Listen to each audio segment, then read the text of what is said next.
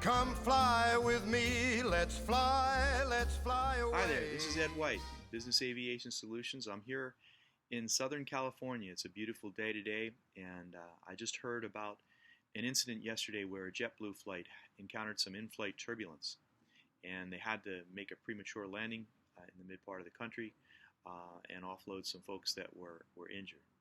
I'd like to talk to you today about a question I get frequently asked, and that is about turbulence and what causes it and what we can do to prevent injury.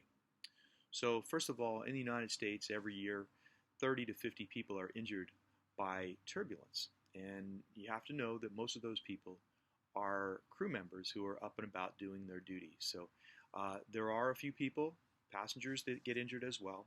And they typically are up when maybe they shouldn't be, or they don't have their seatbelts fastened. So we'll talk about that in a second. But another question I get is, what causes turbulence? Well, essentially, in many cases, it's the heating and cooling of the Earth. Blacktop, for instance, heats at a much greater rate than a pasture, a green pasture that may be right next to it. And so as the blacktop heats up, heat rises, so you're going to get rising currents of air over the blacktop, and you're going to have relatively less rising air over the pasture. So, where those two air masses rise at different rates, there's a shear point where there is a little bit of turbulence. You put a little moisture into that, and we come up with perhaps some convective activity or thunderstorms. And that rising air, the currents of air, can go to 40 and even 50,000 feet above the Earth. So that's a huge, huge amount of energy. And where that rising current of air meets maybe a downward current of air, there are shears, and again, those cause turbulence as well. I like to think of the atmosphere as a river.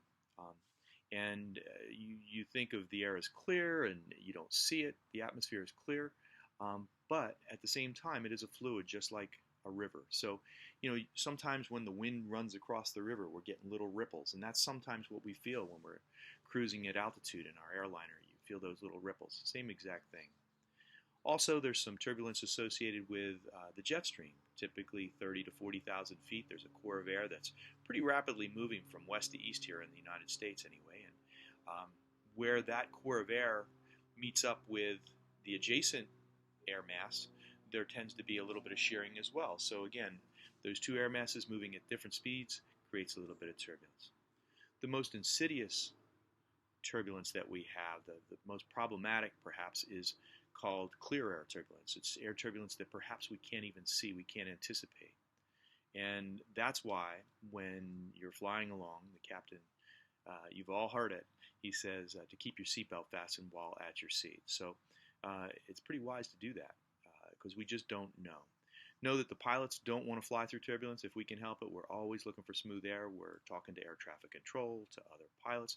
We're working with our meteorological suppliers to find out where the most shear is, where the most turbulence is, and we're always looking for smooth air, but sometimes it's unavoidable. So you're a passenger in an airplane.